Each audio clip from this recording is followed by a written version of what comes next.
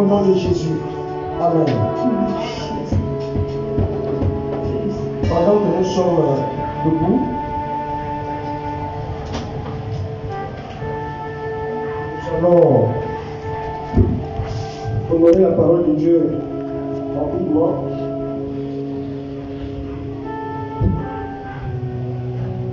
Avant de donner le thème, rentrons rapidement dans la parole de Dieu, dans le livre de Romains 8. Romains chapitre 8, du verset au verset 28. Romains 8, verset 28.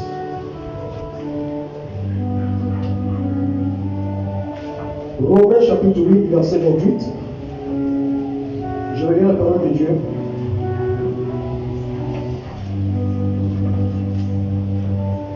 Nous savons du reste que toutes choses concourent au bien de ceux qui aiment Dieu, de ceux qui sont appelés selon son dessein. Alléluia. Amen. Asseyez-vous dans la présence de Dieu.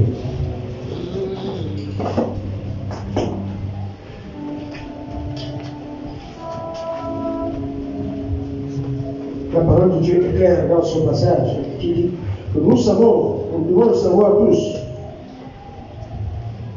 que toutes choses concourent au bien de ceux qui aiment Dieu. Ça veut dire que si tu aimes Dieu, quelles que soient les situations que tu pourras vivre, c'est une bénédiction pour toi. Alléluia. Amen. Quel que soit le mal qui te ronge aujourd'hui, quelle que soit la situation négative, je dirais, qui fait face à ta vie, dis-toi bien que Dieu a un plan derrière cette situation pour toi. Alléluia. C'est un passage que beaucoup de chrétiens ont souvent l'habitude de citer. Tout concourt au bien de ce qui est Dieu. Est-ce qu'ils réalisent, au moins est-ce qu'ils réalisent ce qu'ils disent? Est-ce qu'ils réalisent ce qui est écrit? Vous savez, souvent, lorsqu'on parle d'un échec dans la vie d'un chrétien, tout de suite, on a tendance à dire que cette personne, sa vie reste à désirer. Sa vie chrétienne reste à désirer. Parce que quelqu'un ne peut pas... Est-ce qu'un chrétien peut suivre un échec ou des échecs? Je dirais oui, moi. Au risque de vous choquer. Est-ce que Dieu peut permettre l'échec dans la vie de quelqu'un? Je dirais oui.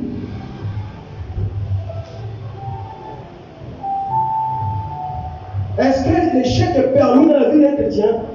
Mais si. Ça dépend simplement de la perception que vous voyez dans l'échec qui fait face à vous. L'échec que vous avez subi. Comment vous voyez cet échec? Comment vous la voyez? Si vous la voyez comme une malédiction, comme une punition, alors les choses seront difficiles pour vous parce que vous ne saurez jamais comprendre les desseins de Dieu. Alléluia. Amen.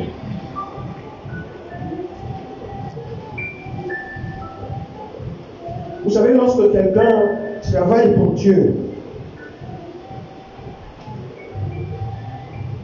vous êtes un serviteur de Dieu, vous aimez Dieu, vous travaillez pour lui.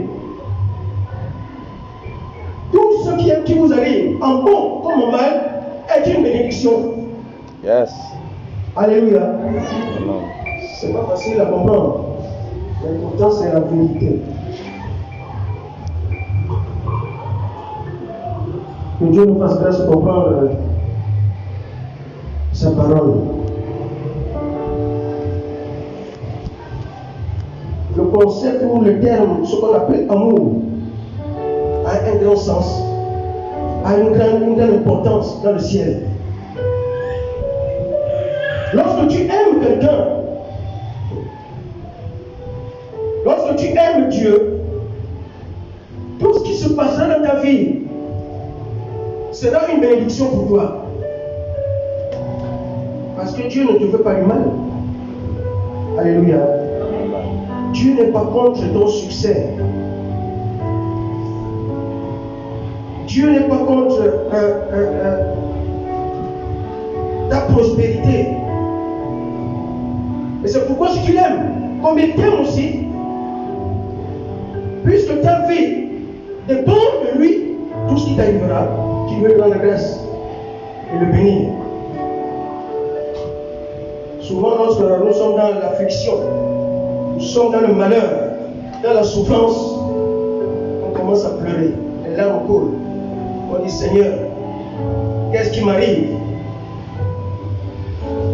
Qu'est-ce que j'ai fait qui va à l'encontre de ta volonté? Vous ne savez pas que ce que vous vivez, c'est Dieu qui l'a permis pour un but dans votre vie.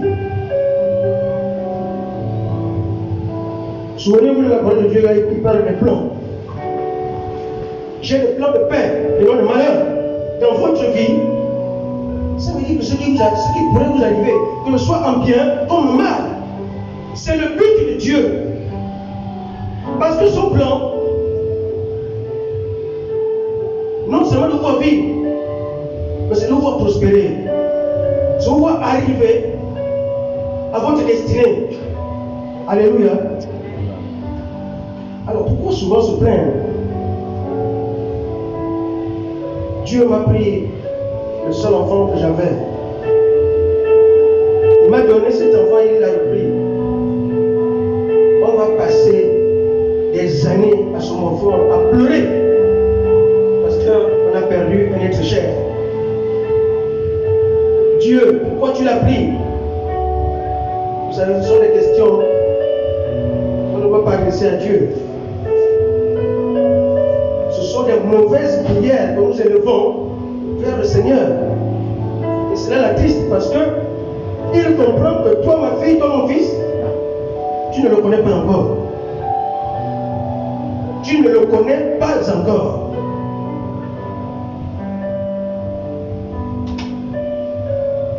Vous savez, dans la Bible, lorsqu'on parle de Joseph, Ruben qui était son frère, si Ruben l'avait sorti de la fosse, il ne serait jamais devenu gouverneur en Égypte. Alléluia. C'était le plan de Dieu qu'il reste dans la fosse et qu'il soit vendu. D'autres personnes comme ça, on a dit que c'est le malheur qui lui est arrivé. Comment se fait-il que ses propres frères puissent vraiment lui faire du mal jusqu'à ce point-là? Mais lorsque vous connaissez votre Dieu et que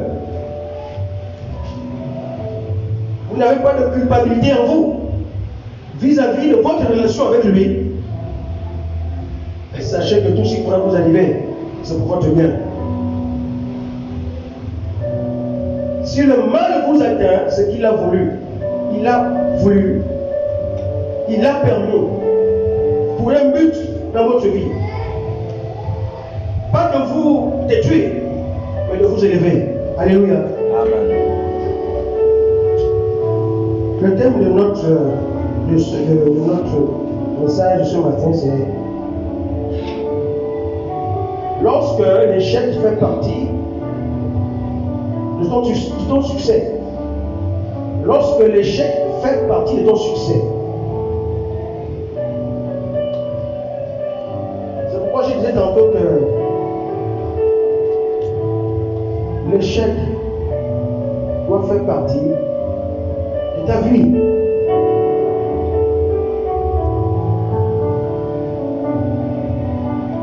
Le fils ou la fille de Dieu doit vivre une vie de miracle. Ça veut dire qu'il va de victoire en victoire, de succès en succès. Mais ça ne voudrait pas dire que tu ne te retrouves jamais d'échec. L'échec en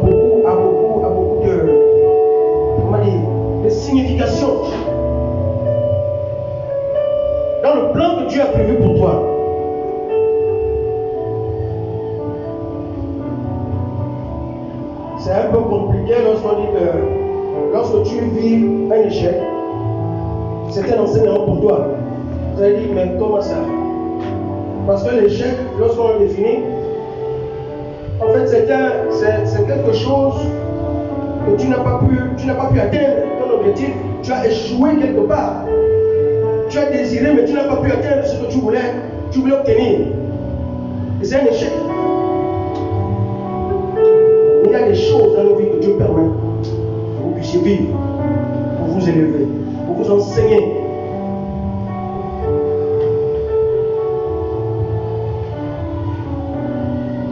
Vous savez, l'échec, les plus grands hommes de Dieu ont subi.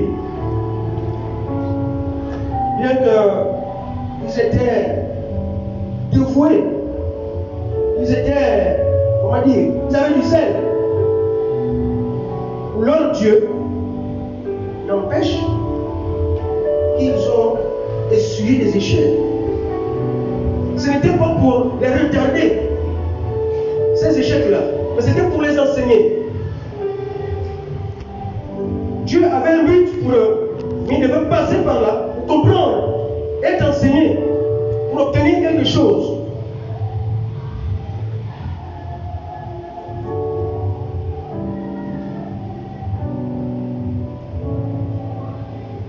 Beaucoup pensaient au départ que le fait d'avoir enfermé Joseph à aller en prison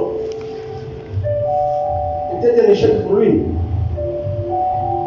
Mais il fallait qu'il soit en prison.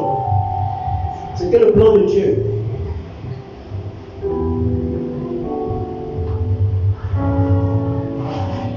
Donc souvent, c'est une question de perception. Nous devons avoir ça dans notre mental que quelque chose peut nous arriver en mal. Dieu peut nous freiner dans un projet. On ne pense pas que c'est un échec que nous essuyons.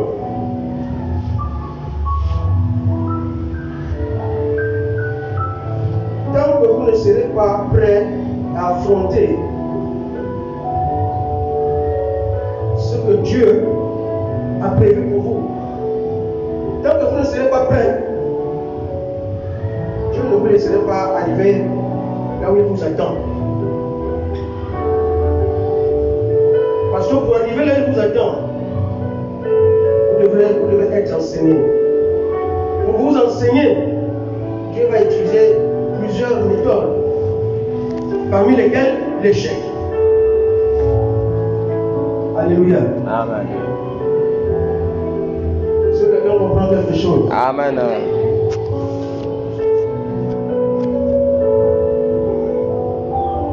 Lorsqu'on aime Dieu,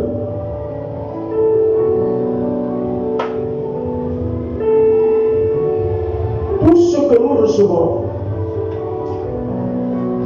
de lui, bien sûr, parce que l'élément clé, c'est l'amour. Lorsque vous aimez Dieu, tout ce que vous aurez, que ce soit le bien ou le mal, devra vous fortifier, devra vous rendre encore plus fort. Non seulement dans le bonheur, mais aussi dans le malheur. Alléluia. Amen.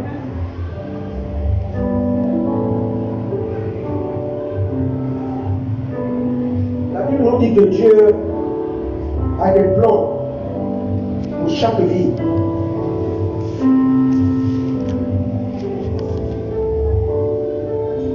Est-ce que nous pouvons lire la parole de Dieu dans le livre d'Ésaïe 55, verset 9?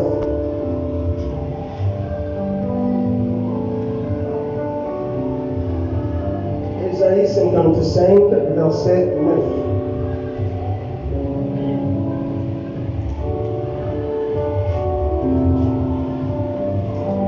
Il est écrit dans Ésaïe 55, verset 9.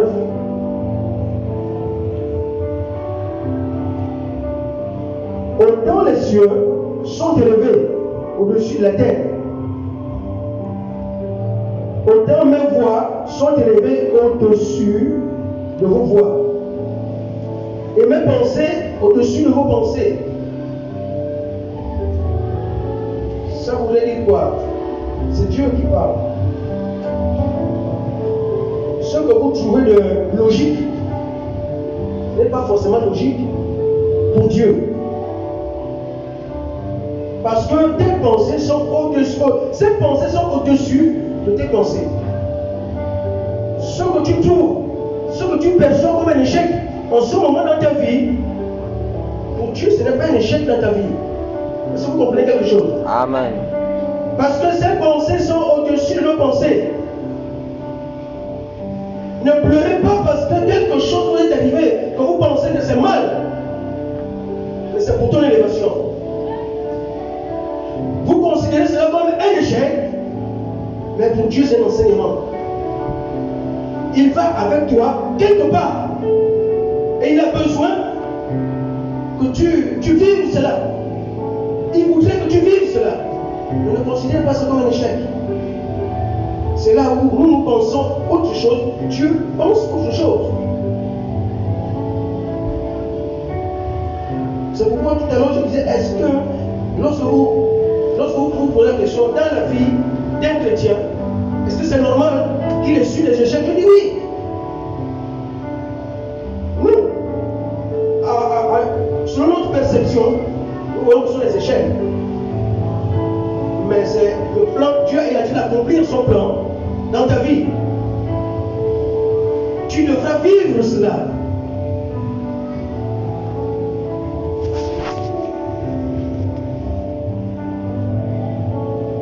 Autant les cieux sont élevés au-dessus de la terre. Dieu opère dans une sphère différente de la nôtre. Et c'est pourquoi nos pensées ne peuvent pas être ces pensées. Nous devons connaître Dieu. Alléluia. Vraiment, nous devons connaître Dieu. Sinon, nous allons nous perdre. Sinon, nous allons maigrir en pensant que le Seigneur ne nous approuve pas, alors que nous sommes dans la bonne voie. C'est parce que seulement nous n'arrivons pas à discerner ces pensées.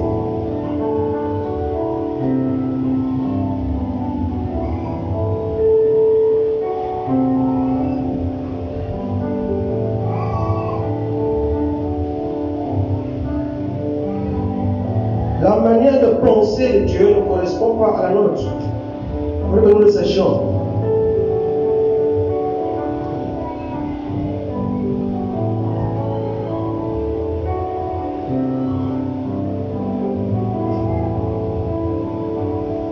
Qu'est-ce qui fait en sorte que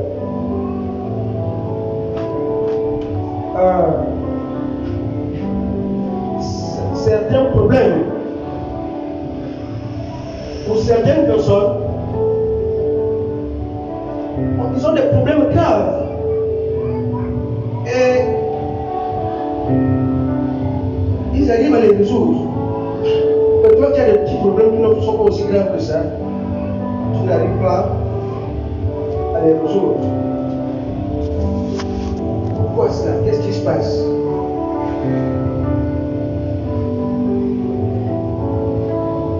Parce que lorsqu'un homme a mal, nous avons souvent mal. Pourquoi? Lorsqu'un événement malheureux arrive, nous avons mal. C'est parce que nous analysons la situation à notre manière. Et tout de suite, je veux dire quoi? Ce qui nous fait mal, ce n'est pas l'événement en question dont nous vivons. Mais c'est la manière dont nous avons perçu cet événement qui fait en sorte que nous souffrons. Ah, c'est compliqué.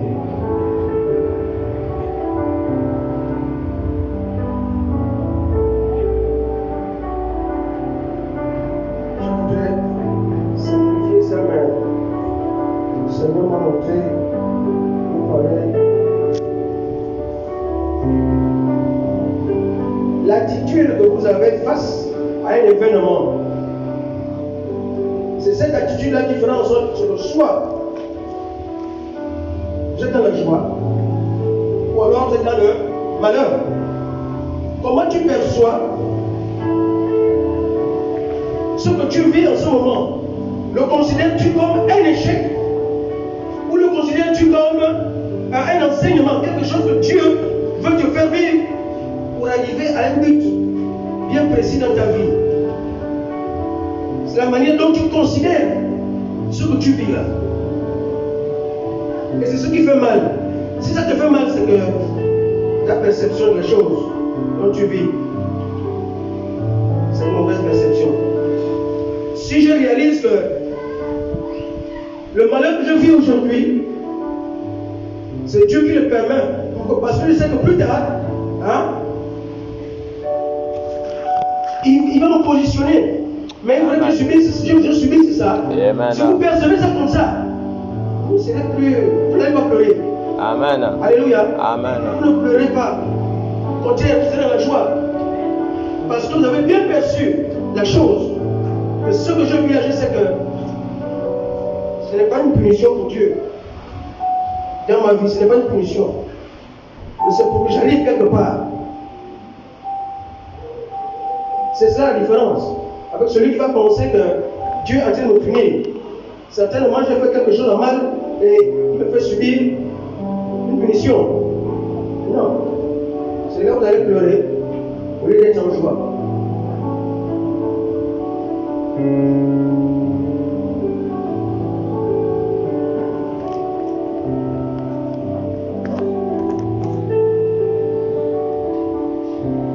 L'attitude que nous avons face à une situation.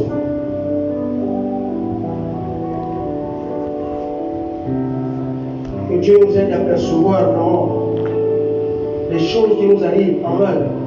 Que Dieu nous aide à les percevoir. Amen.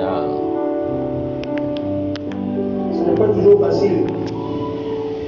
Nous sommes des simples mortels, c'est pourquoi il dit ces pensées sont au-dessus des nôtres. Quelquefois nous pensons que nous n'arriverons pas. Mais Dieu nous dit, tu vas arriver. Quelle que soit la situation que tu vis, tu arriveras. Voyez?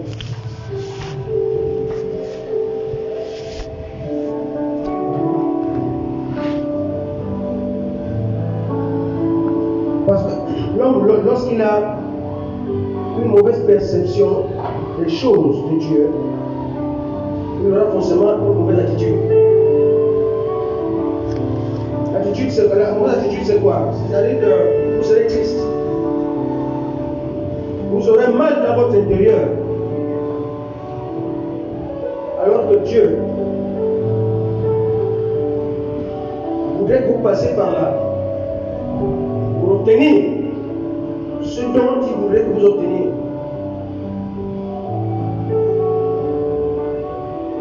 La mauvaise attitude peut faire en sorte que peut vous détruire. Lorsque vous avez une mauvaise attitude, les choses que vous vivez, cela peut vous détruire. Il y a des personnes qui sont faibles de nature, qui ne supportent pas à la déception, qui ne supportent pas de souffrir. Et lorsque cela leur arrive, certains se disent que je préfère en finir avec la vie.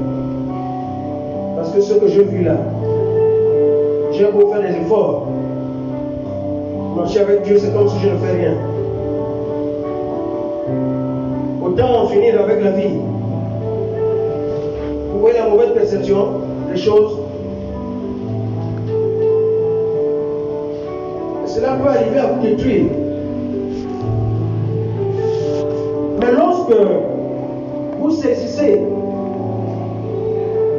vous avez la bonne attitude, je vous assure que même le diable va vous fuir. Il va s'éloigner de vous. Parce qu'il dira, ah, même le Créateur, il envoie une souffrance telle que ce qu'il vit là, et il est dans la joie. Mais moi, quand je vais l'envoyer quelque chose, ça ne servait donc à rien. Il va aller trouver son compte ailleurs chez une autre personne. Il a reçu là. Il a été enseigné. Alléluia. Amen. Il a été enseigné. Il sait ce qui se passe dans les cieux.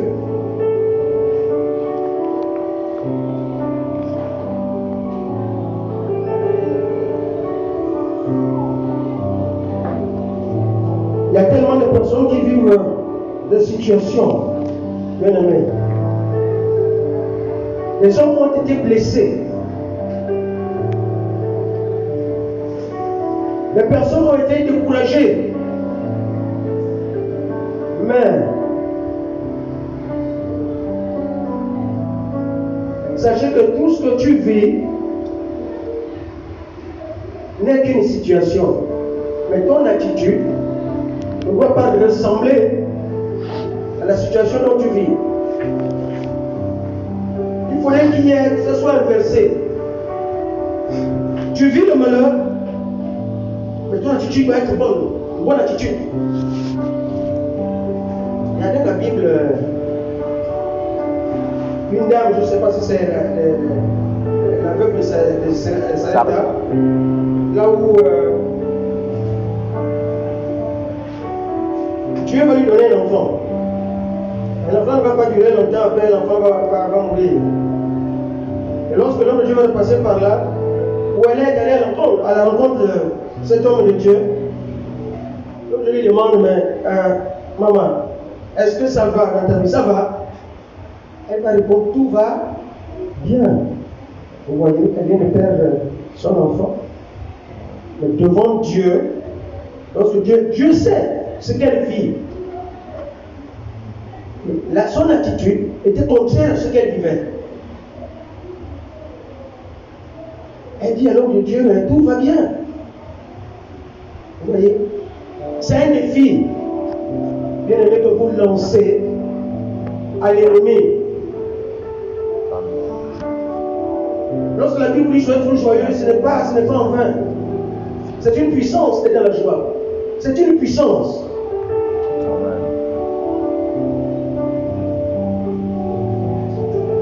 La femme tsunamite. Pleurer devant Dieu, c'est grave. Je dis c'est grave pourquoi? Parce que cela veut dire que, en fait, vous ne maîtrisez pas la puissance de Dieu. Vous ne connaissez pas ce que Dieu peut faire en vous. Nous l'appelons le Tout-Puissant. Pourquoi? Parce qu'il est au-dessus de toutes les puissances. Cela veut dire, nous disons qu'il est, comment on dit ça? Le Dieu de... Comment on appelle ça? En fait, je veux dire voilà qu'il renverse certaines situations. Il peut renverser certaines situations négatives en situations positives. Donc pleurer parce que vous vivez un malheur devant Dieu, à la limite, c'est ne pas le connaître. Et il va être attristé. Parce que lorsque vous êtes en face de Dieu, vous devez avoir de l'assurance. Il dit, Seigneur, me voici. Mais je sais que je vais bien. Ma vie va bien. Tout va bien chez moi. Lorsque le Seigneur regarde, on a dit, oui. Voilà un homme, voici une femme de foi. Dieu ne marche pas avec des personnes qui n'ont pas de la foi, qui n'ont pas la foi. Il dit qu'il est esprit, que celui qui veut s'approcher de lui soit également esprit, s'approche en esprit. Ça voudrait dire que change d'attitude. Lorsque tu te trouves en face de Dieu, lorsque tu vas vers Dieu, change d'attitude.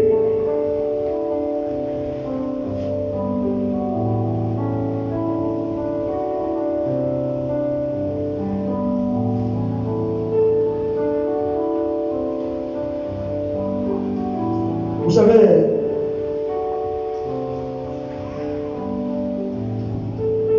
la considération que tu portes pour Dieu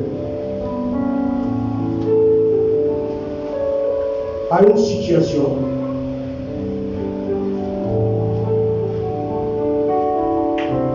peut changer ta vie. Qu'est-ce que tu crois que Dieu peut faire pour toi? Est-ce qu'il y a quelque chose d'impossible pour Dieu? Quelque chose qui est impossible qu'il ne peut pas réaliser dans ta vie? Si tu limites Dieu aux petites choses, à certaines choses, et ça, le Seigneur est possible de changer ça dans ma vie. Mais ça là, l'autre situation là, c'est lourd, c'est trop fort. Je ne pense pas que Dieu vraiment pourra le faire. C'est que tu n'as pas encore mesuré la puissance de Dieu. Je disais ici vendredi que c'était Marthe face à Jésus.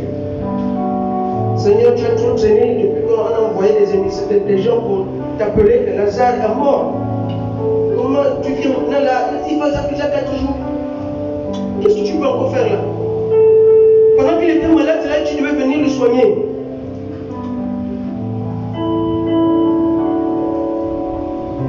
Est-ce que vous pensez que cette femme-là connaissait vraiment qui était réellement Jésus? Je ne pense pas. Jésus était triste d'entendre ces paroles-là. Donc, je n'ai encore rien fait malgré tous les enseignements que je donne. Ces gens ne sont pas encore arrivés à une certaine dimension pour savoir que la résurrection, c'est moi-même. Je peux soigner qui je veux à n'importe quel jour. Je n'ai pas besoin de sabbat, parce que moi-même, je suis le sabbat. Amen. Les gens ne le savaient pas. Et il était triste. On n'était pas encore arrivé à une dimension où on pouvait dire oui, celui-là. C'est le ciel qui est descendu sur terre. On voulait le comparer à notre intelligence. On voulait le comparer un peu à nos diplômes. Alors que sa connaissance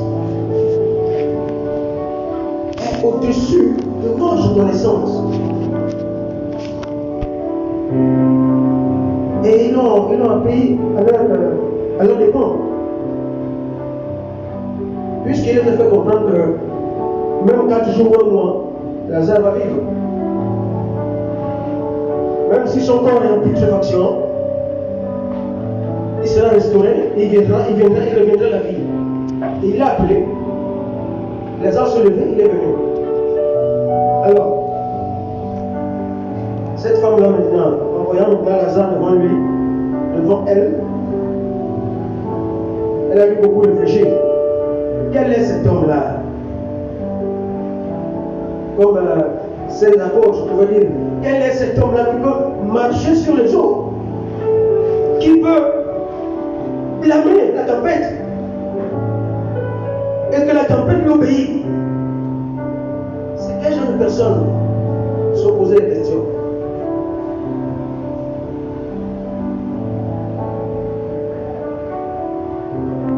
Quelle attitude as-tu lorsque tu es face à une situation négative?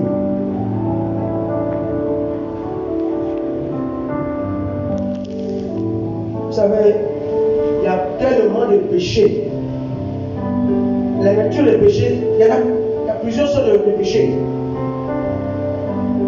C'est vrai qu'on peut pécher en pensée, mais dans notre conception aussi, ça veut dire que la fois où nous analysons les situations que Dieu nous permet de vivre, si nous l'analysons négativement, nous péchons contre Dieu.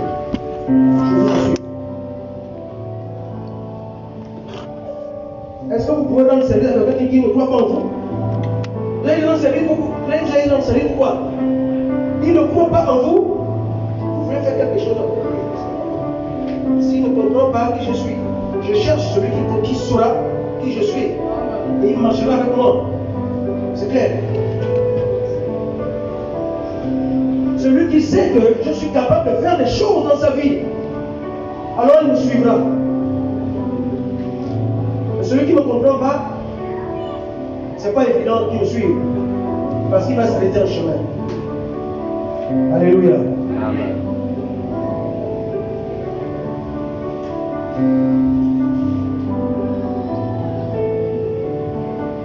Vous savez,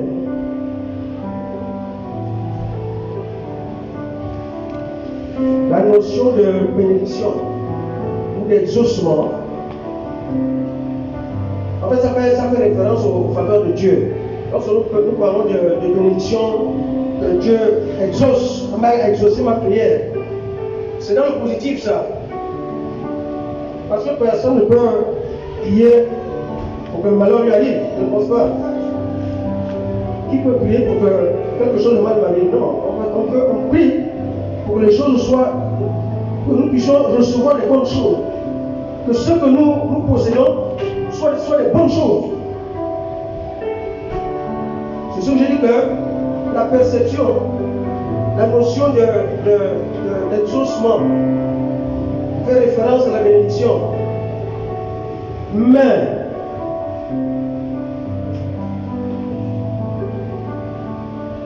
Dieu peut bénir une nation, comme Dieu peut bénir une église, comme Dieu peut bénir un homme. Et cela, nous allons appeler ça, ce sont les grâces et faveurs de Dieu dans notre vie.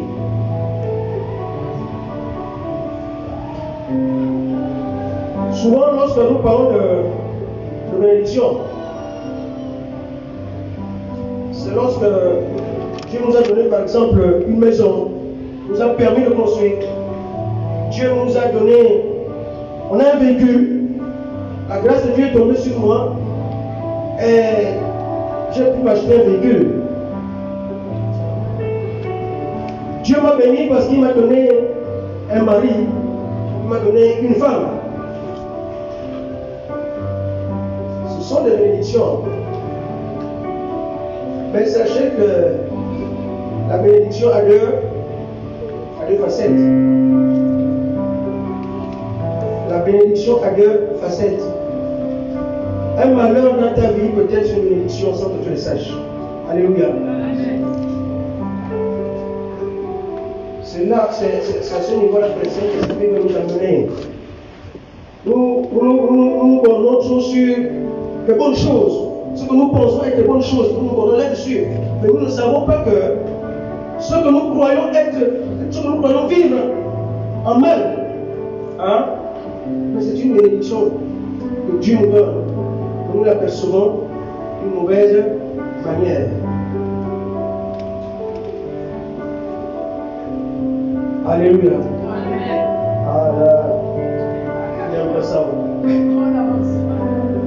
Alléluia. Amen. Si quelqu'un comprend quelque chose, c'est bien, nous allons avancer.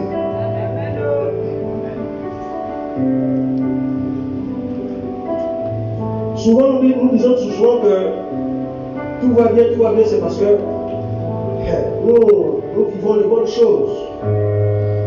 Nous ne tombons pas malades. En fait, ce que nous désirons, nous le possédons.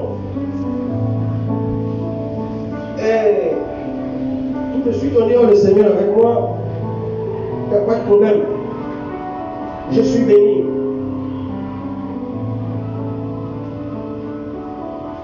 Parce qu'on considère que tant que c'est bon pour nous, c'est une bénédiction.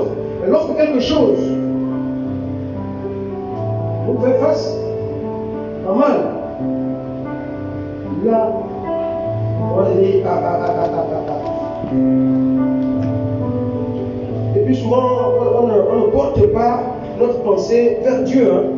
Souvent, c'est l'ennemi, c'est l'attaque, c'est le sorcier. Oh là, ils m'ont atteint. Qui t'a atteint?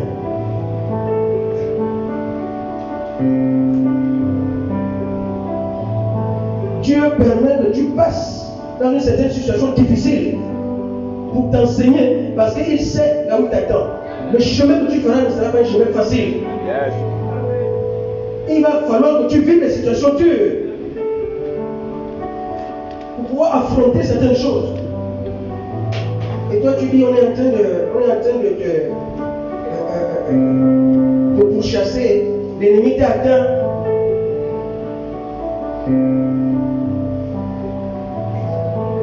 C'est pourquoi je peux dire qu'une fausse n'est pas forcément une malédiction pour toi. Joseph, on l'a balancé dans la fosse. Ce n'était pas une malédiction pour lui, ce n'était pas quelque chose de négatif. Parce qu'il ne devait pas rester toute sa vie dans la fosse. Parce qu'il ne devait pas mourir dans la fosse. Mais c'était dans le plan de Dieu qu'il aille quelque part. Ce n'était pas ses frères qui devaient l'amener en Égypte. Non. D'autres personnes.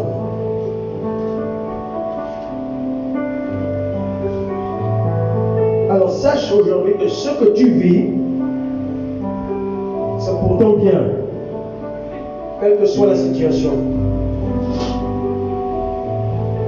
Tout concourt au bien de ceux qui aiment Dieu. Si tu aimes Dieu, acclame pour le Seigneur Jésus.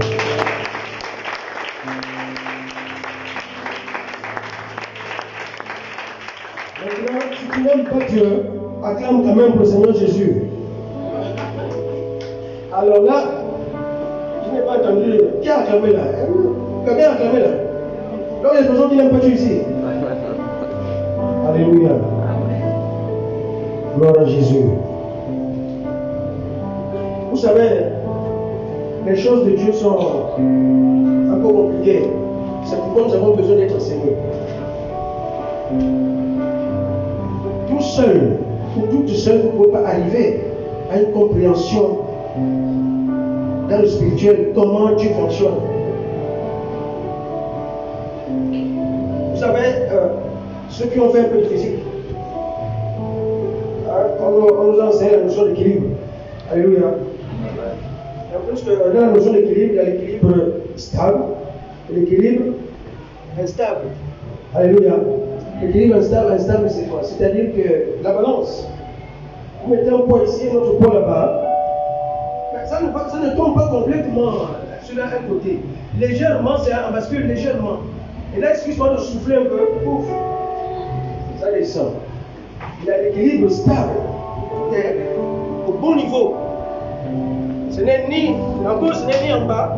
À droite, ce n'est ni en bas, mais c'est à l'équilibre. Dieu aime faire les choses dans l'équilibre.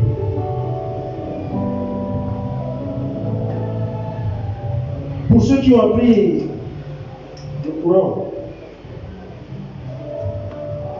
le courant continu, c'est ce qui est encore mieux. Il y a un pôle plus et un pôle négatif, plus et moins.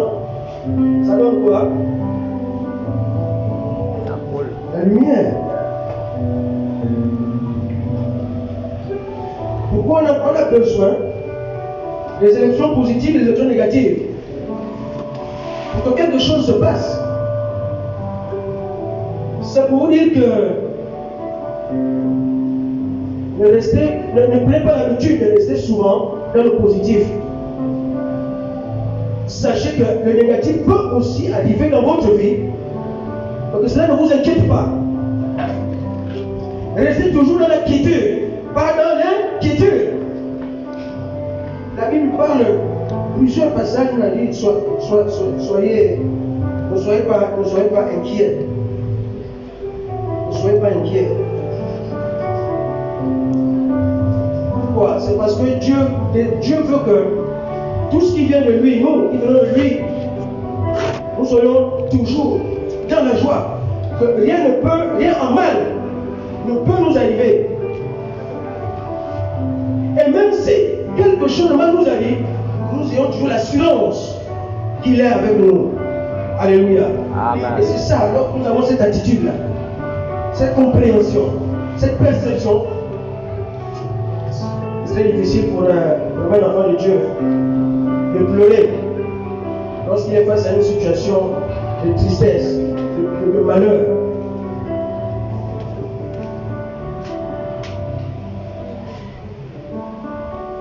Nous avons l'assurance à travers, parce que nous savons que Dieu est avec nous.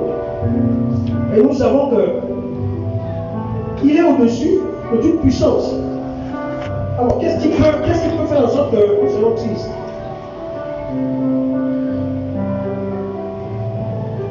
Sauf seulement si nous pensons que Dieu n'est pas avec nous dans certaines situations. Et si nous le pensons, c'est que nous ne connaissons pas encore notre Dieu. Ou alors, ça voudrait dire simplement que notre relation avec Dieu n'est pas parfaite. Si je goûte un peu de ma vie, vous savez, la Bible dit ce qui n'est pas une conviction de quoi? Ce qui n'est pas le fruit d'une conviction d'un péché. Soyez toujours positif dans votre vie à cause de Dieu. Parce qu'il ne permettra pas que quelqu'un vous détruise.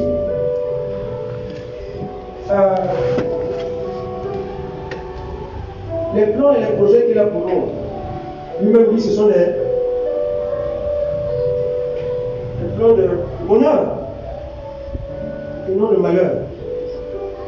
Ça voudrait dire que lorsqu'on lit ce passage-là, tout de suite nous comprenons que en fait il est pour nous.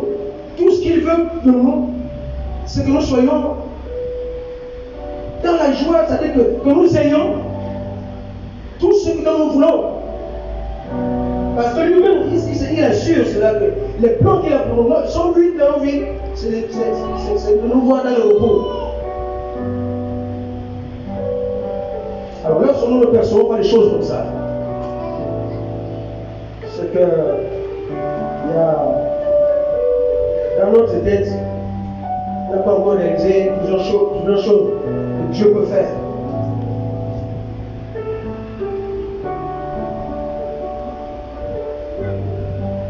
Je me souviens quand j'étais plus jeune, à cette époque-là, ma mère vivait encore, mais elle était dans les pratiques de l'outil, de l'ouvrier et tout. Je ne sais pas comment elle a compris que le chemin dont elle était là était un mauvais chemin. Elle-même me l'a dit. Elle dit, papa, suis Jésus. Je me dis, elle est là, elle me dit de suivre Jésus. Elle a compris ça, mais seulement quelque chose lui manquait. C'est qu'elle n'avait pas compris qu'elle pouvait sortir de là où elle était et de suivre aussi Jésus comme elle me le recommande. Elle se disait que là où elle est, elle a pris le mauvais chemin et qu'il n'y a plus de chance. Dieu ne peut plus rien faire pour elle. Mais elle me dit quand même que toi, ne suis pas, suis Jésus. Et c'était triste.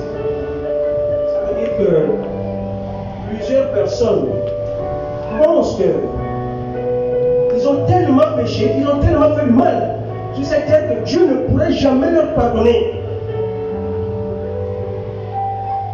C'est grave quand quelqu'un pense comme ça. Dieu est celui-là qui peut pardonner tout péché. Il suffit seulement que tu te repentes. Une bonne repentance.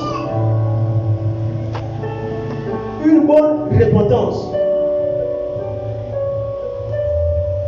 Tu peux tuer.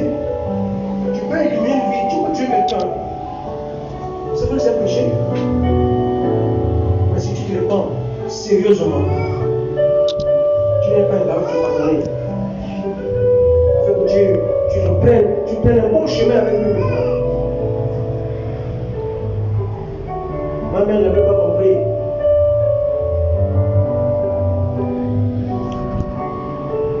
tomber dans ces choses-là. On mange la chair humaine, hein? Je vous assure. La chair humaine, là, ils prennent ça où? Allez savoir.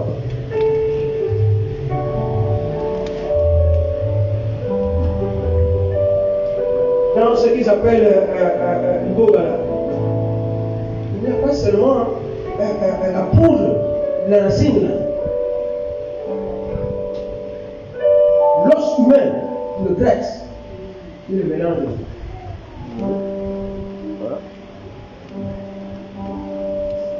Beaucoup d'entre nous sont tombés dans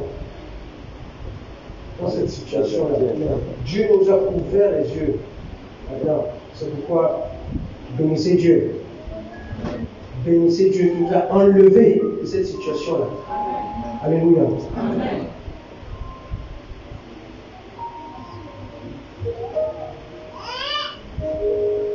Plusieurs personnes meurent parce qu'ils ont une mauvaise compréhension, une mauvaise perception.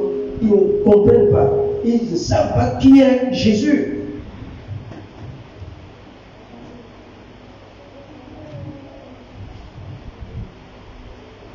Et ils sont obligés de continuer à le mal. Ils se disent que c'est trop tard. Mais avec Dieu, il n'est jamais trop tard. Avec Dieu, il n'est jamais trop tard.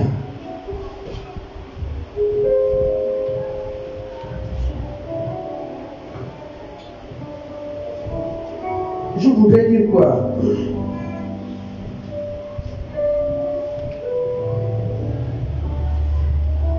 Je voudrais dire que il y a des personnes, même en ce moment même, qui sont en prison alors qu'ils n'ont rien fait. Alléluia. Amen. Ils sont innocents, on les a accusés à tort. Et ils coupent en prison.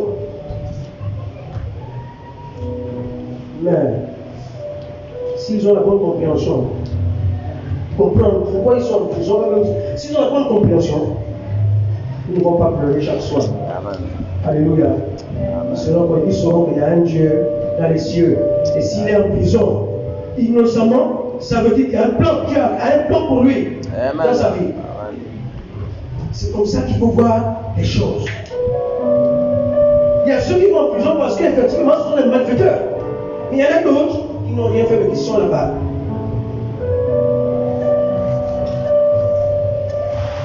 Lorsqu'on parle de Golgotha, le lieu de crucifixion, on a vu Jésus au centre avec deux autres qui ont été crucifiés.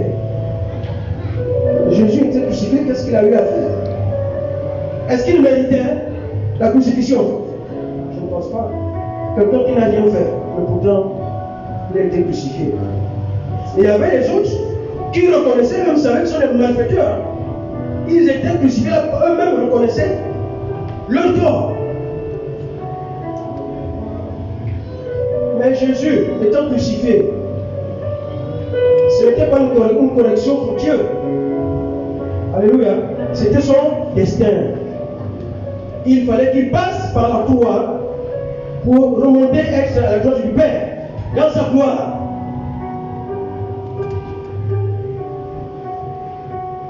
C'est pour vous dire que ne désespérez pas lorsque vous êtes face à une situation négative. Le Seigneur sait ce qui se passe. Et le Seigneur sait là où il doit vous amener. Alléluia. Amen.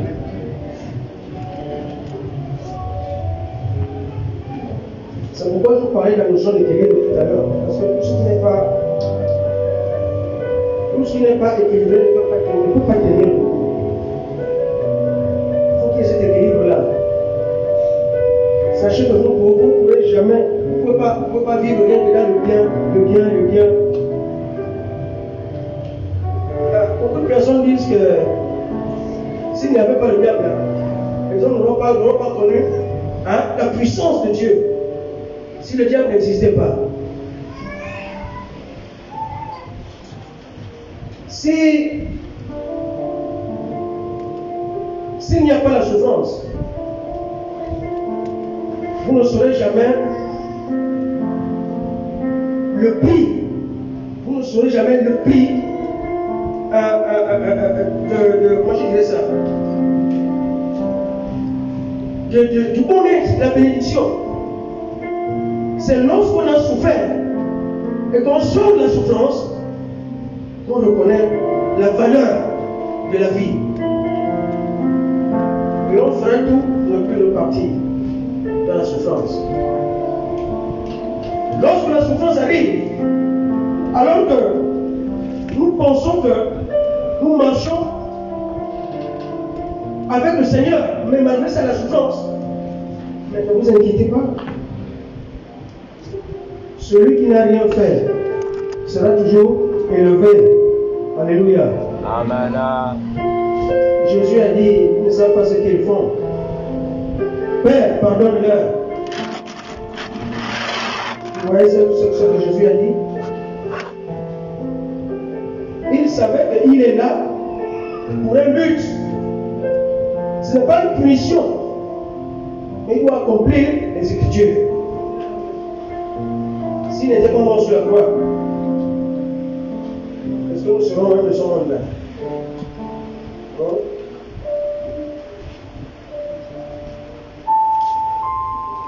Quand les années 53 parlent là, c'est grave. C'est que, ça veut dire que il a payé le prix pour nous. La souffrance qu'il a vécue là, c'est à cause de nos péchés. L'acte qui nous condamnait est tombé sur lui. Ça voudrait dire que, en réalité, Jésus nous a rachetés. Nous étions déjà morts. Il a fait de nous des hommes et des femmes vivantes. Vivants.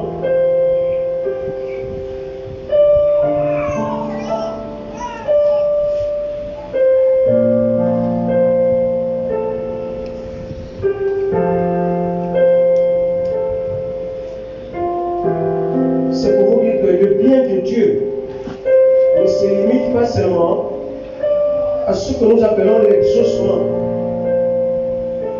Le bien de Dieu ne se limite pas à cela. Tout ce qui est bon, tout ce qui est bon, tout ce qui est bon. C'est ça le bien de Dieu.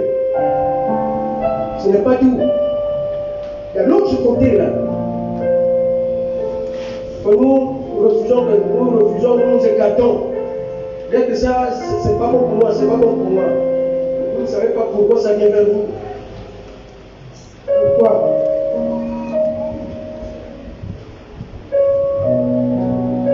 J'avais entendu un jour comme l'homme de Dieu parlait de moi, je me réjouis lorsque quelqu'un me demandait 500 000 francs, derrière ça, je suis béni. Alléluia. Il ne voit pas ce qui sort, ce qu'il perd dans sa poche. Mais il considère que si quelqu'un est venu lui demander quelque chose, ça veut dire que Dieu veut me bénir. Alléluia. C'est ça la conception des choses.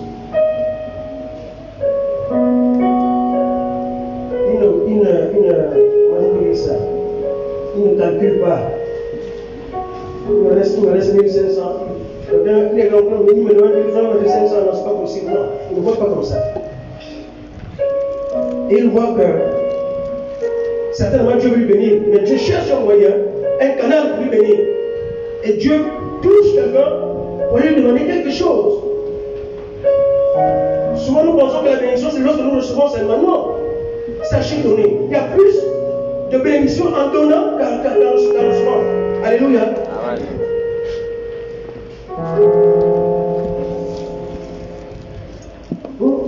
Lorsqu'on a reçu, quelqu'un nous a donné 50 000, on a donné 10 000. Ah, je suis béni. Dieu m'a béni. Mais si on veut me donner 10 000 francs dans les 50 000 là, ah là, c'est plus la bénédiction. Ah Seigneur, je vais encore enlever encore 10 000 francs là. Mais tu ne sais pas, il faut toujours voir au-delà des apparences. Nous devons vivre en esprit.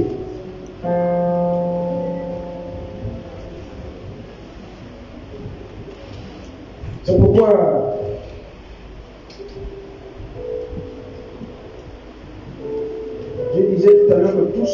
pas équilibré finit par tomber. Il faut aussi dans la vie d'un chrétien qu'il ait des choses, qu'il vive des choses négatives pour lui, mais que Dieu ne voit pas comme étant des négations, comme étant des malheurs. C'est le chemin que Dieu utilise pour t'amener quelque part.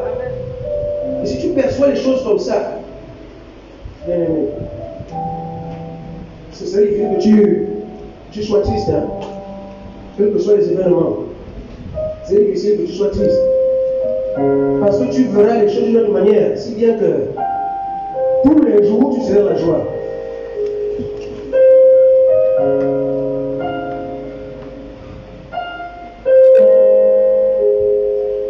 Notre Dieu qui connaît tout, qui sait tout, qui sait tout, peut permettre que tu perds un être cher dans ta vie. Ne maudis pas Dieu pour autant, parce que tu ne sais pas pourquoi Dieu l'a permis. Il y a des choses dures pour nous. On ne peut même pas accepter ça. Parce que pour nous, ce n'est pas normal. Mais les pensées de Dieu ne sont pas nos pensées. Ce que Dieu va utiliser pour nous, c'est va être dur pour nous au départ. Pendant un moment, pour nous, c'est dur. Mais c'est pour nous amener à l'élévation.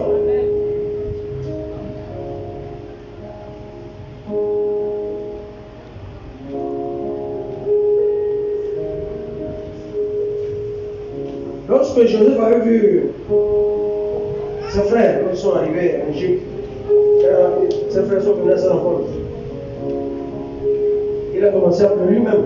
Il a commencé à pleurer.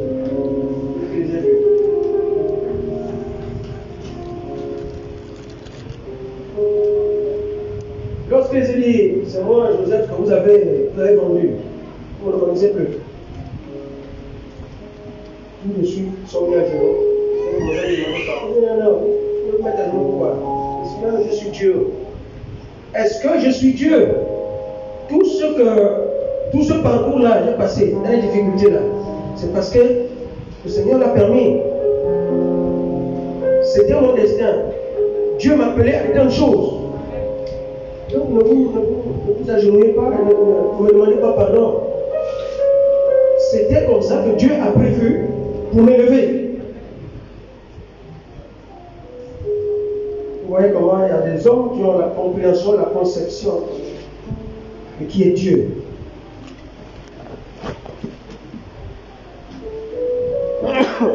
Et souvent, c'est après maintenant que nous arrivons à réaliser que, ah Seigneur, tu es magnifique. Donc tu m'as fait passer par là. C'était pour me donner ça. Ah vraiment Seigneur, merci. Entre-temps, les larmes ont coulé. Entre-temps, les larmes ont coulé. Tu t'es posé des questions. Tu as demandé à Dieu, pourquoi moi? Pourquoi tu me fais vivre ça? Si j'ai péché contre toi, dis-moi, révèle-moi quelque chose.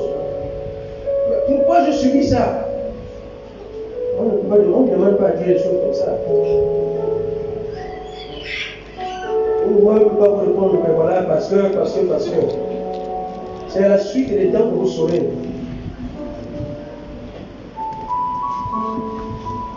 Mais lorsque vous êtes averti, Dieu va réaliser des choses magnifiques avec vous parce que il saura que vous le connaissez. Vous avez réalisé qui il est.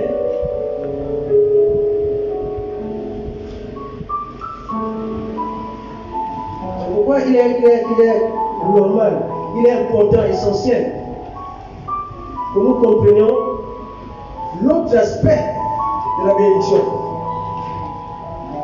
C'est cela le message en réalité. C'est le corps du message. La bénédiction a deux aspects. Le deuxième aspect, souvent, nous le considérons comme une punition. Mais c'est une bénédiction. Alléluia.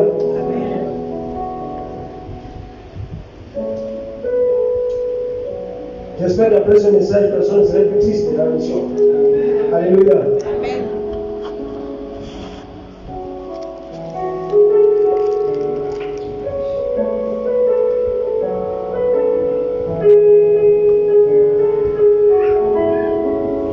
Lorsque quelqu'un n'a pas encore grandi en esprit, c'est là où il manifeste ce genre de choses. Parce qu'il n'a pas encore bien compris de quel Dieu nous parlons. Nous prions quel Dieu?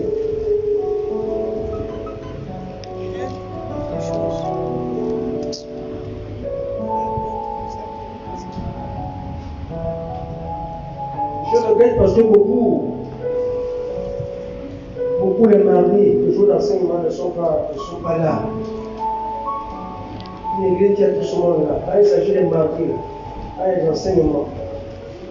Les enseignements nous élèvent au niveau spirituel, je vous l'assure. On se retrouve là quelquefois 4, 5, 6 personnes. Parce que vous pensez que c'est le dimanche. Dieu est vraiment là avec nous. Mais les autres jours là, Dieu est ailleurs. Il va s'occuper un peu des autres églises. Voilà, c'est notre conception.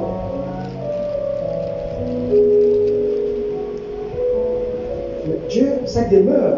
Quand on parle de demeure, c'est quelqu'un qui ne peut pas s'absenter. C'est chez lui. C'est son domaine. Quand tu dis à quelqu'un, voici ma demeure, c'est là où tu restes. Tu dors là, tu sors, tu reviens, tu es là. Tu n'es pas là par, je ne sais pas comment dire ça, par moment. Non, c'est là, ton chez toi. C'est pourquoi beaucoup ratent les bénédictions parce que là, les programmes ne sont pas là. Les semaines ne sont pas là. Lorsque Dieu dit qu'il a un plan pour tout un chacun, c'est peut-être pas le dimanche que Dieu va te toucher. C'est peut-être un mardi, c'est peut-être un vendredi, ou un autre jour. Pendant que vous l'attendez dimanche, Dieu veut te visiter un mardi, tu n'es pas là.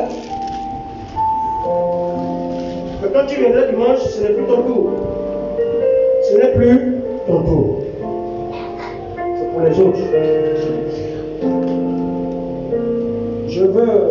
C'était une parenthèse, en fait, je voudrais dire à quelqu'un, assister à l'enseignement. Vous êtes des leaders. Non seulement de l'église, mais même vos maisons, chez vous, vous êtes des leaders. Vous avez besoin de la connaissance pour conduire votre peuple, c'est-à-dire votre famille.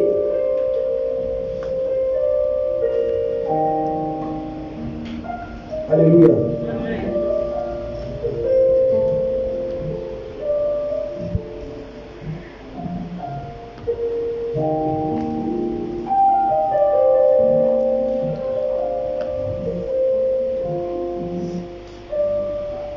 Maintenant, nous avons lu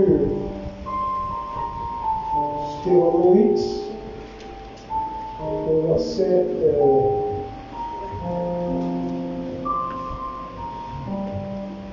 je voulais que nous parlions un peu de la notion d'échec.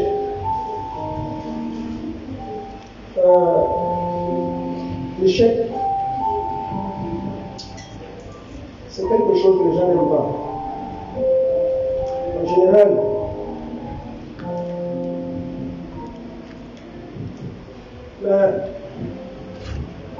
en réalité, vous savez, tout le monde a dû quand même échouer quelque part.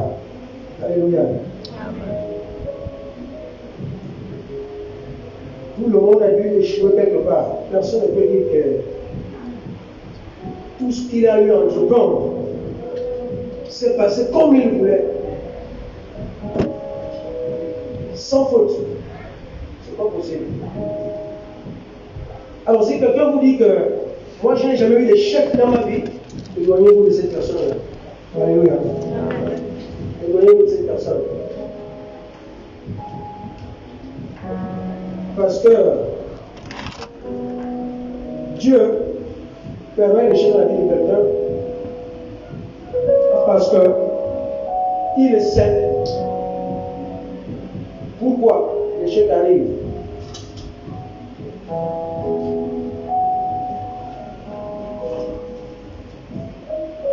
C'est pourquoi je disais que lorsqu'on parle de la notion d'échec, l'échec peut être défini selon Dieu. Je dis bien, pas selon les hommes. L'échec peut être défini selon Dieu comme un capital négatif pour nous au départ. Alléluia. Mais qui plus tard va être changé pour un capital positif. C'est ça, l'échec. Effectivement, cela peut faire du mal dans un premier temps, pendant un certain temps. Mais après, nous voyons les retombées de ce que nous avons appelé échec.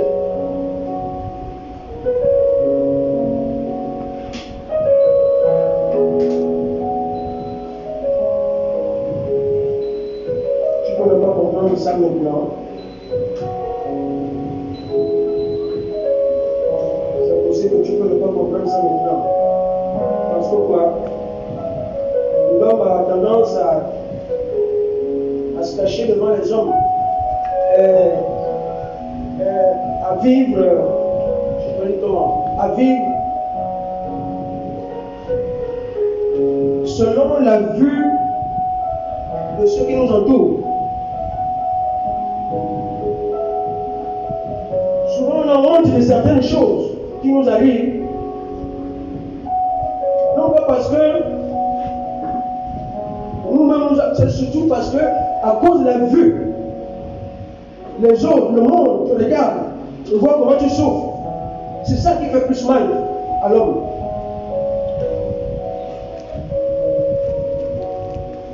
Mais lorsque tu as dépassé cette compréhension-là, tu ne verras plus les choses de la même manière, tu n'auras plus honte.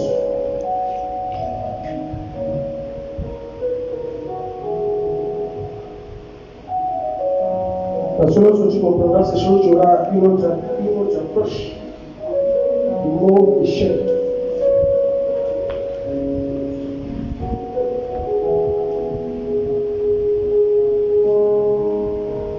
C'est pourquoi il faut que tu saches que le changement dans ta vie n'est pas une malédiction.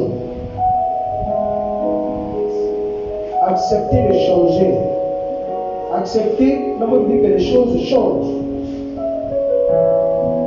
C'est parce que nous sommes dirigés par Dieu. Nous ne nous dirigeons pas nous-mêmes. La Bible dit que tel chemin paraît juste ou droit pour un homme, alors que l'issue, c'est la mort. Nous voyons les choses qui nous arrivent, nous disons que ça c'est bien. Méfiez-vous.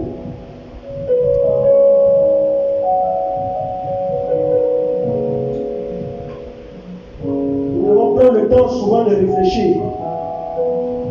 Même lorsque le bien nous arrive, nous devons réfléchir. Lorsque le mal nous arrive, nous devons également réfléchir. Mais la compréhension, la conception doit être que tout ce qui m'arrive, c'est pour mon propre bien, parce que c'est Dieu qui le permet. Tout concourt pour quelqu'un qui aime Dieu. Quelqu'un qui aime Dieu, tout ce qui lui arrive, concours sont bien. Parce que si Dieu t'aime, comme tu l'aimes aussi, ce qui t'arrive là, c'est pour ton propre bien.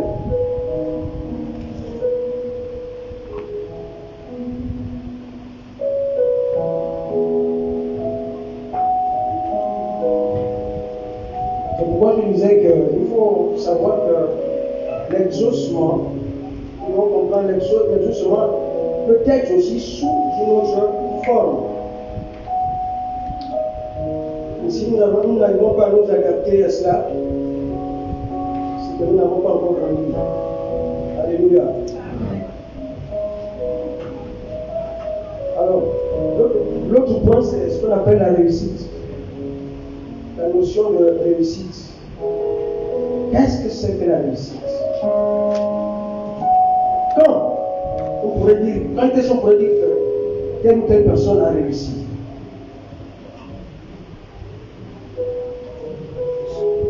Est-ce que c'est parce qu'on a de l'argent, notre compte en banque est garni, on a une maison, on a des voitures? Est-ce que c'est cela la réussite?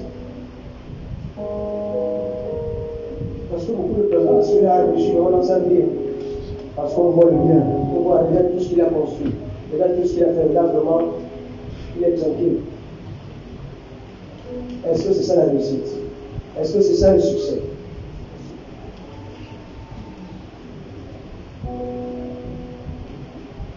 C'est pourquoi il est important d'avoir la pensée de Dieu, d'avoir la pensée de Dieu. C'est très important.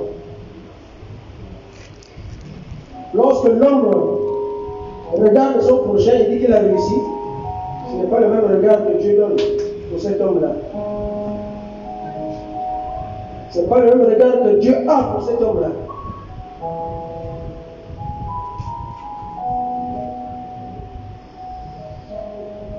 Ah, celui-là a vraiment percé, vraiment là, parce qu'on voit le bien, on voit les possessions.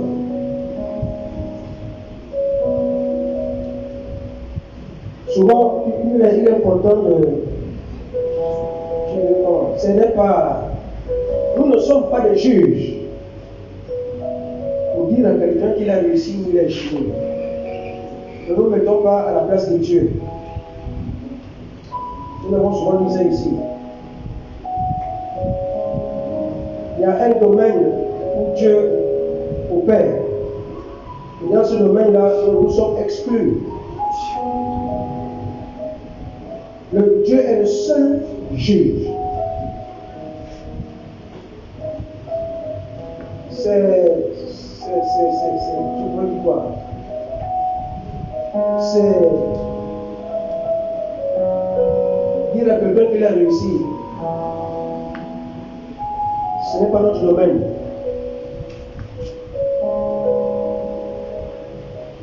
Parce que nous revenons toujours à ce passage qui dit, certes les pensées de Dieu ne sont pas nos pensées. Ses voix sont au-dessus de nos voix.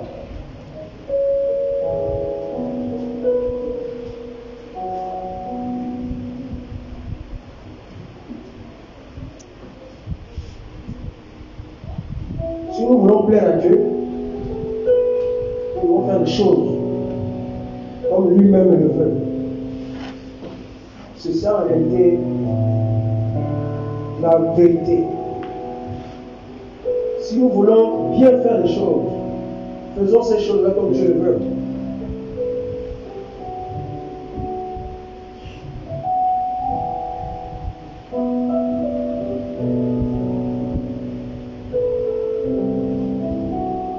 Si nous voulons marcher dans une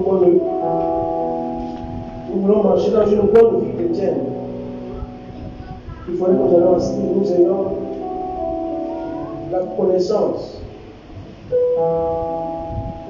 de Dieu, poursuivre la pensée de Dieu.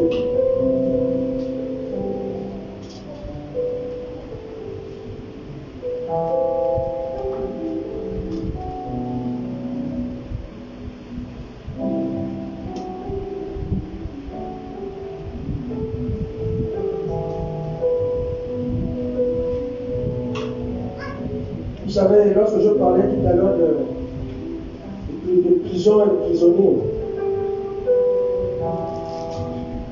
je disais tantôt que dans la prison, il y a ceux qui sont enfermés là-bas, en réalité qui n'ont rien fait. D'autres sont enfermés parce qu'ils ont fait, ils savent pourquoi ils sont là-bas. Ils ont été coupables. Eux-mêmes reconnaissent leur culpabilité. Ils reconnaissent leur faute. Il y a d'autres qui n'ont rien fait. On les a jugés comme étant coupables. Ce que je voulais dire, c'est que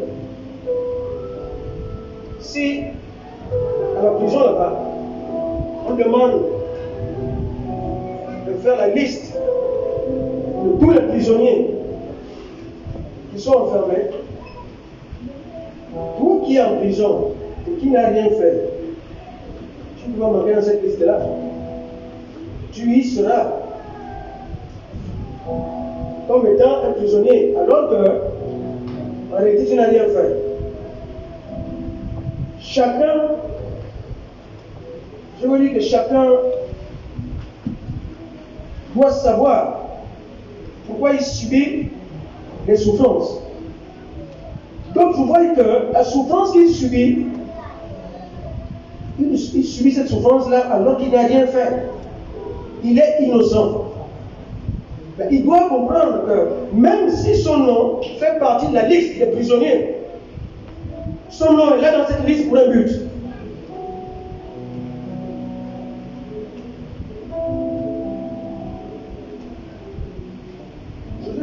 Joseph était un prisonnier. Mais sa prison était pour un but. Donc comprenons que c'est Dieu qui nous dirige. Nos vies, ne pensons pas que nous sommes capables de nous diriger nous-mêmes. Si aujourd'hui tu as mal, quelqu'un t'a blessé, quelqu'un t'a fait souffrir, ne te morfonds pas dans tes larmes. Regarde le ciel et tu comprendras que ta position là maintenant, aujourd'hui, est pour un temps. Alléluia. Amen. Ce que tu vis est pour un temps. Parce que dans le ciel, tu es considéré comme innocent, malgré ce que tu vis là.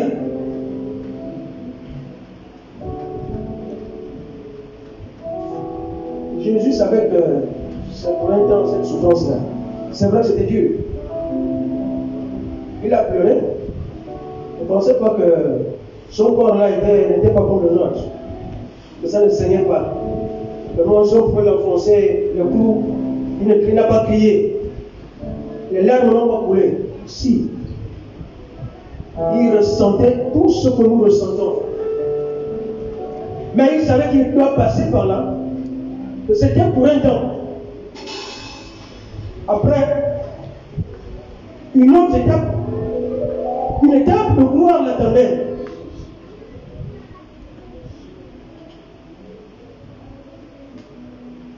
Donc, toi qui es aujourd'hui, ton nom est inscrit comme prisonnier alors que tu es innocent, sache que les bonnes choses t'attendent devant. Alléluia. Amen. Les grandes choses t'attendent. Sois patient. Laisse Dieu opérer.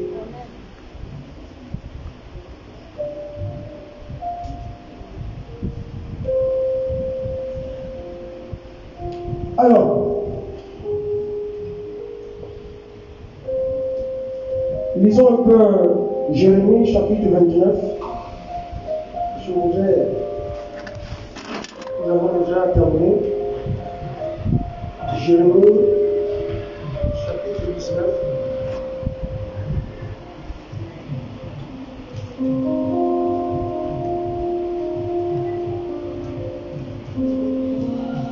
Jérémie 19 au verset 11, je crois. Oui, verset 11. Il a dit ceci.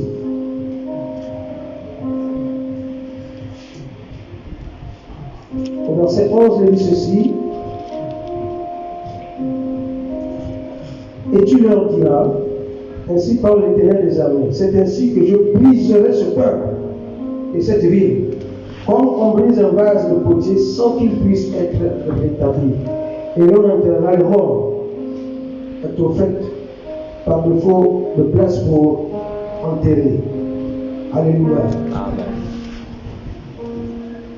Dans la vie, bien aimé, les plans de Dieu,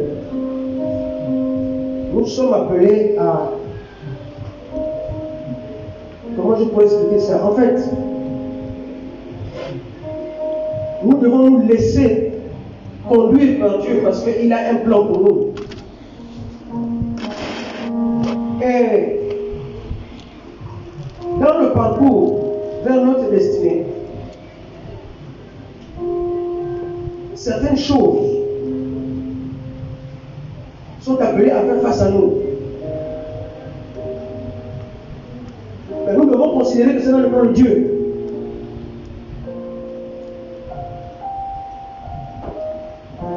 C'est difficile à admettre, mais je vais vous dire quelque chose. Ne combattez pas l'échec. Maintenant, est-ce que un chrétien est appelé à l'échec? Je disais non. Ce n'est pas la volonté de Dieu. Vous vivez d'échec en échec. Mais est-ce qu'un chrétien peut subir un échec? Oui. Parce que si c'est dans le plan de Dieu, il le subira. Pour une raison. Que Dieu seul le connaît. Et c'est dans cette optique-là que nous devons voir les choses. Nous devons comprendre les choses.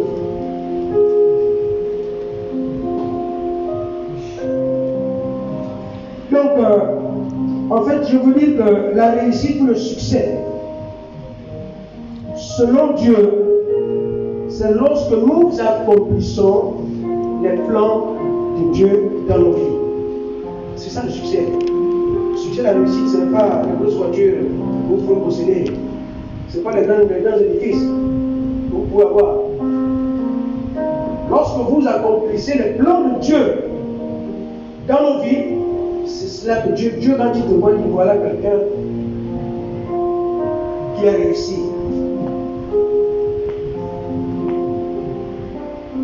Voilà quelqu'un qui a réussi.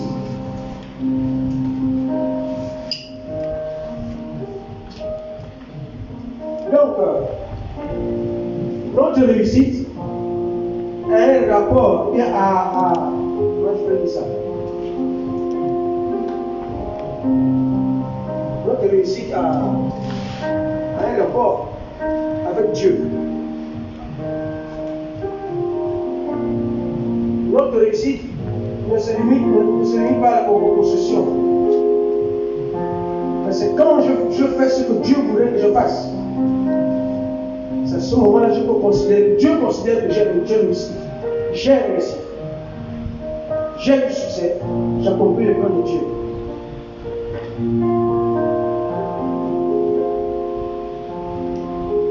Et quelqu'un qui accomplit le plan de Dieu ne peut jamais être médiocre. Alléluia. Dieu ne permettra pas. Et c'est pourquoi il nous dit toujours, comme la Bible dit, cherchez premièrement les choses d'en haut. Avec Dieu, c'est ça. Si tu veux posséder les choses, Dieu ne peut pas te les refuser. Mais tu continues à considérer d'abord les choses du ciel. Tu dois te battre pour les choses du ciel. Et tu verras les retombées de tes efforts. Alléluia. Amen. Acclamons pour le Seigneur. Nous allons prier pour